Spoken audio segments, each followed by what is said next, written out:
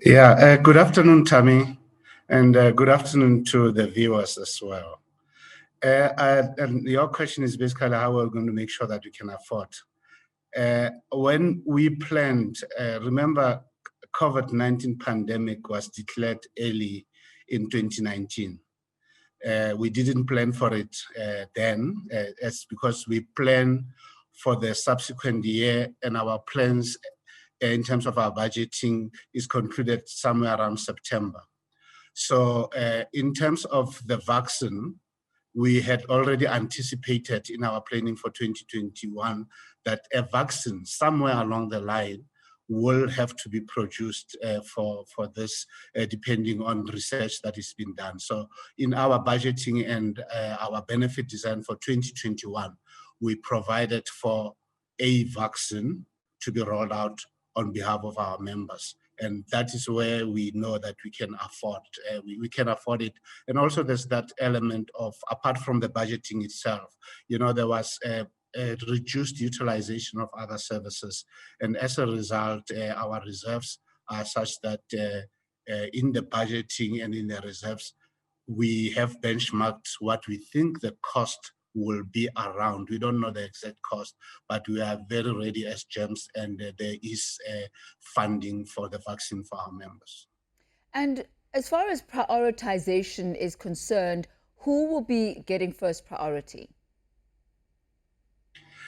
So that will not be determined by GEMS. As you will have noticed that, firstly, let me state that the COVID-19 pandemic is a national health issue.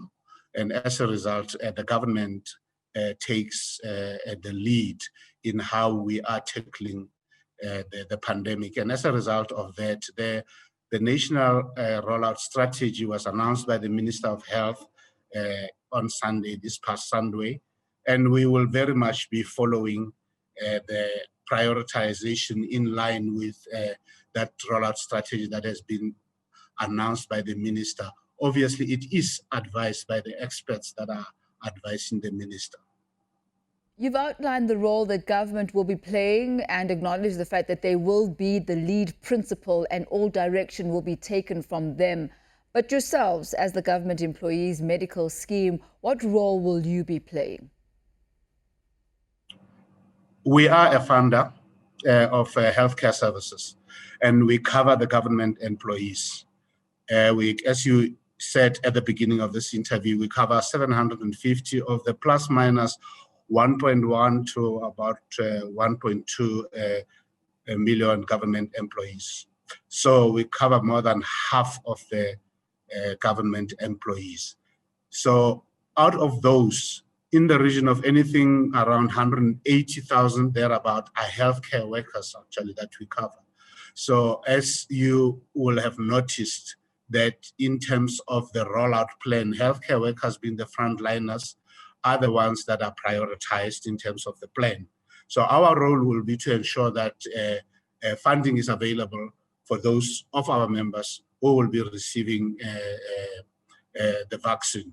But there are all the other role also. We are in engagements with the regulator of the medical schemes. We're also talking to the Department of Health as an employer, as part of the employer, to do planning as to how the rollout will happen.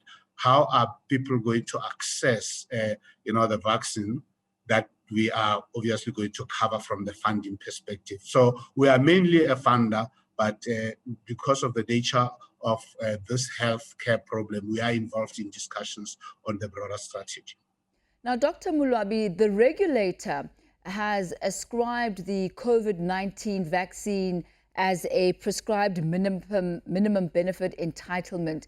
In layman's terms, what exactly does it mean, and what impact will that have then on medical aid members?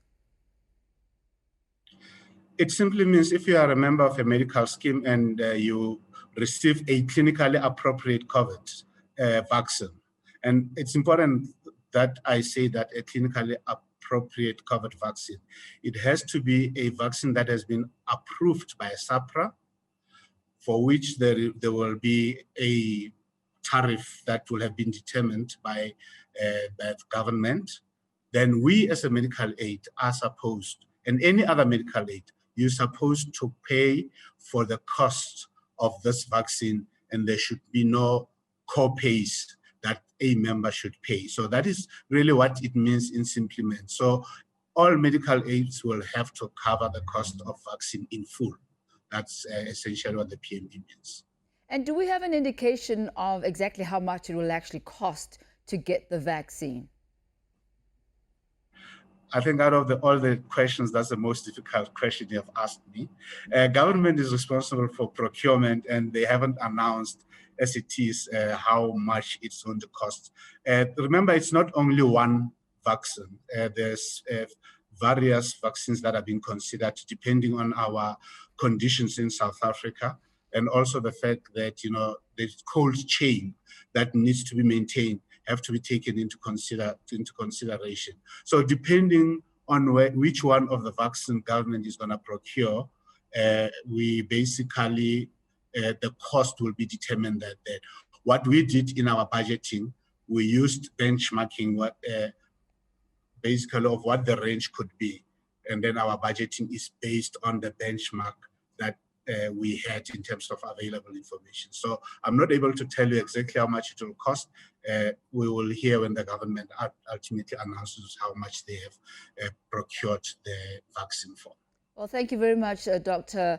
Moloabi. And as you said, that perhaps is one of the most critical questions. How much is this going to cost?